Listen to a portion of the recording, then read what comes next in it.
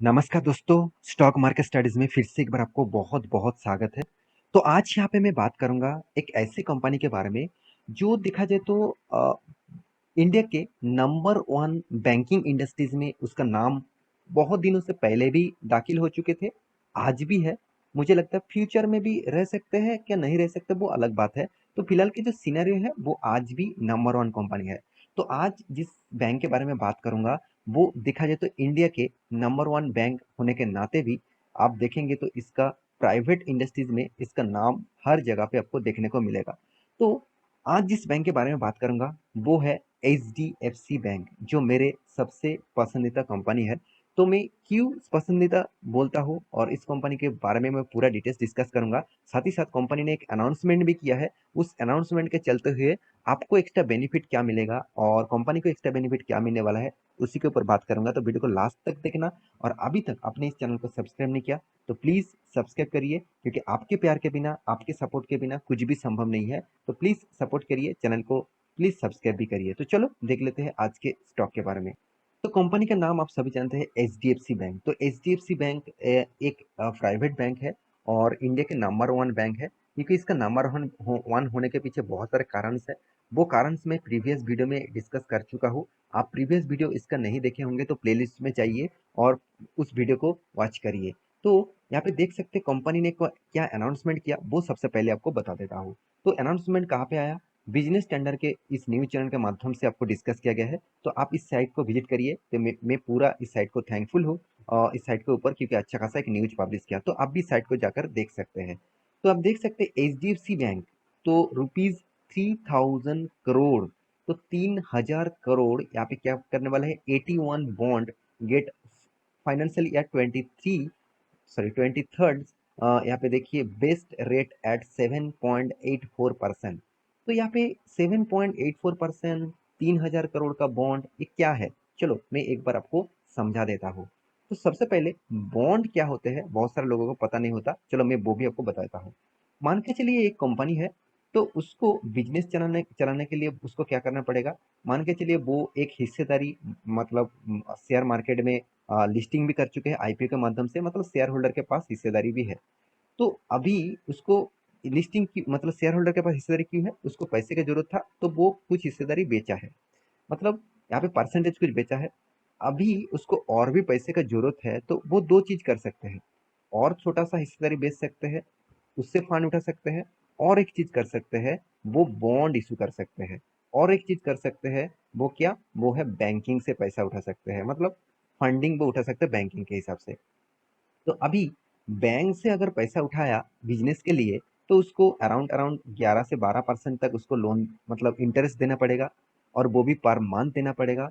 और अगर वो बॉन्ड्स के माध्यम से उठाया तो मान के चलिए 7 से 8%, चलो 9%, 10% तक भी कभी किसी किसी कंपनी भी देते हैं, तो 10-12% भी देते हैं। तो मैं यहाँ पे जो मतलब सबसे लो प्राइस में दिखा दूँ तो 7 से 10% तक उसको इंटरेस्ट देना पड़ेगा। तो यहाँ पे देखिए, अगर 10% भी उसको इंटरेस्ट देना पड़े तो 2% उसका बच जाएगा। आप कहेंगे सर 2% में क्या होगा, बहुत बड़ा अमाउंट होता है भाई। क्योंकि 2% मतलब आप सोचिए, तो मान के चलिए 3000 करोड़ का टोटल यहाँ पे लोन ले रहा है, तो 3000 करोड़ का 2% मतलब सोचिए कितना गुना उसको इंटरेस्ट ज्यादा देना पड़ता। तो इसीलिए कंपनी क्या करते हैं, ज्यादा से ज्यादा कंपनी, ज्यादा से ज्यादा गवर्नमेंट क्या करते हैं, बॉन्ड इशू करता है। बॉन्ड इशू मतलब वो आपको ऑफर किया जा रहा है कि आप मेरे बॉन्ड खरीदारी कर लीजिए, उसके बदले मुझे पैसा दे दीजिए, आपको मैं फिक्स्ड रिटर्न हर मंथ देता रहूंगा।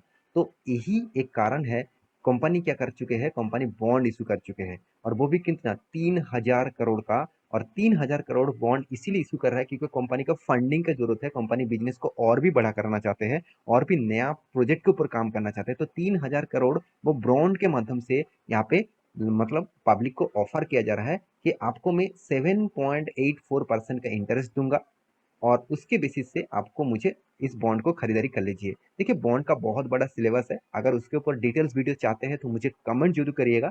जितने सारे कमेंट्स आएंगे उसके बेसिस से मैं एक बार वीडियो बना के दूंगा, डिटेल्स वीडियो में आपको बना के दूंगा, अगर बॉन्ड में इंटरेस्ट है तो देखिए, तो इस मतलब बॉन्ड के कारण क्या कंपनी में ग्रोथ होगा, बिल्कुल। आपको देखिए, जब कंपनी के हाथ में, मान के चलिए आप एक बिजनेस करना चाहते हैं, आप कुछ खरीदना चाहते हैं, तो आपके हाथ में मान के चलिए 5,000 रुपया है, कुछ खरीदना चाहते हैं, और एक प्रोडक्ट खरीदने के लिए आप आपके चलो मान के चलिए है, एक फ़ोन खरीदने के लिए आपको मान के चलिए 15,000 रुपया लगेगा। तो आपके पास तो अभी 5,000 रुपया है, 10,000 रुपया कहाँ से आएगा?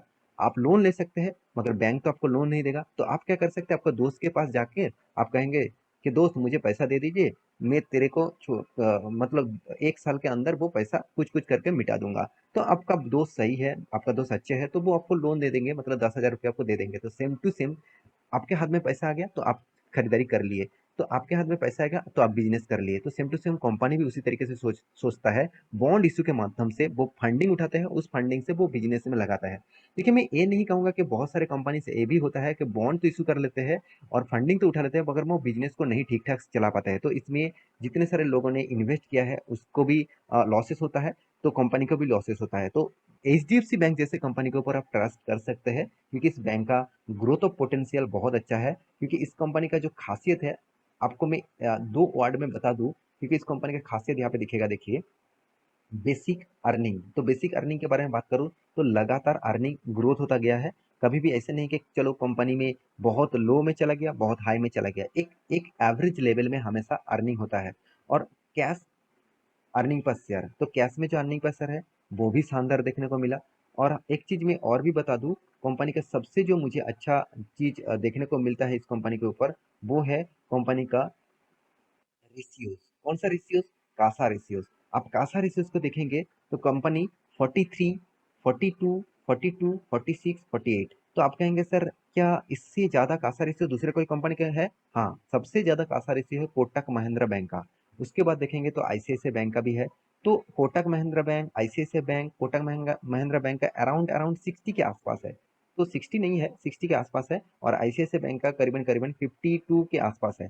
अभी इसका कासा रेशियो कितना है? एचडीएफसी का 48 है। मतलब एक अच्छा लेवल में है। तो अच्छा लेवल होने के कारण कंपनी के हाथ में फंडिंग आ रहा है, उस फंडिंग से कंपनी कुछ भी कर सकते हैं। मतलब कुछ भी, मतलब कुछ भी बिजनेस कर सकते हैं, लोगों को लोन दे सकते हैं, उस लोन से वो पैसा कमा सकते हैं।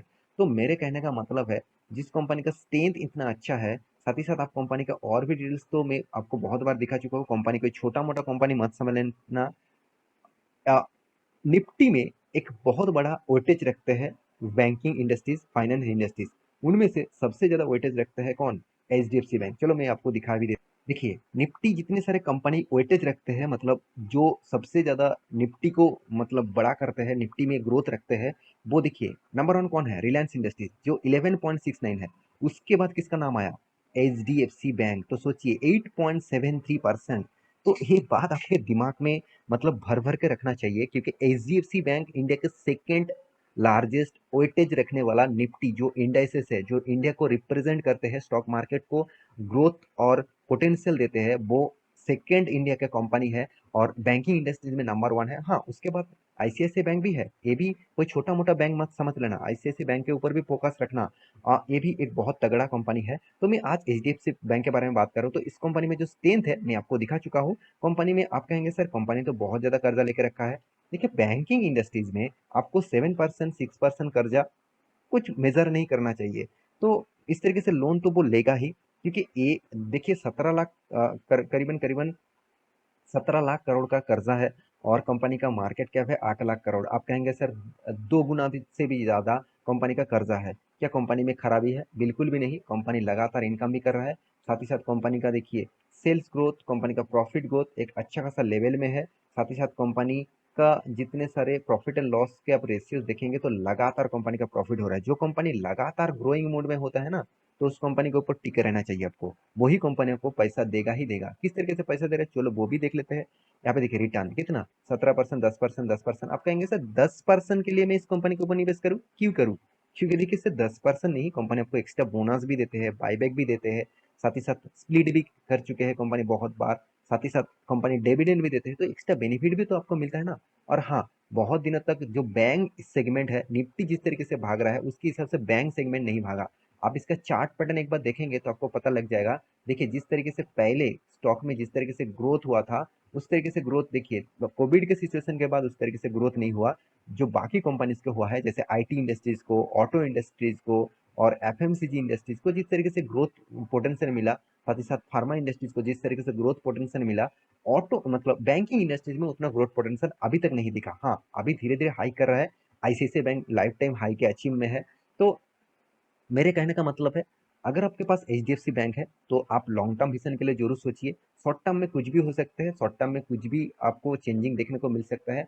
अगर इसका चार्ट पैटर्न एक बार लाइफ टाइम के देख लेंगे तो कंपनी करीबन करीबन 27,000% का रिटर्न दिया। तो सोचिए कंपनी में स्टेन कहाँ पे है। हाँ, यहाँ पे देखिए कितने दिनों में एक साइड बेसिस पैटर्न में था, उसके बाद हाई किया, वो फिर से एक साइड बेसिस पैटर्न चल रहा है, फिर से एक हाई करेगा, फिर से एक साइड बेसिस पैटर्न, फिर से हाई। तो इसी तरीके से चलते हैं अच्छे company, blue chip type company और सबसे इंडिया के नंबर वन कंपनी इसी तरीके से चलते हैं। तो आपको इसमें पेशेंट के साथ बने रहना होगा। आपको 10 साल 20 साल तक इसके ऊपर इन्वेस्ट करते ही जाना होगा। आप एसआईपी मोड में है तो लगातार इन्वेस्ट करते जाइए। तो आशा करता हूँ सारे जानकारी आपको मिल चुका है। मेरे इस वीडियो को कैसे लगा जरूर कमेंट करना। इसी तरीके से वीडियो पाने के लिए चैनल को सब्सक्राइब भी करना। मिलते हैं नेक्स्ट टॉक लेके, तब तक के लिए अच्छे से रहिए, अपने ख्याल रखिए, बाय बाय।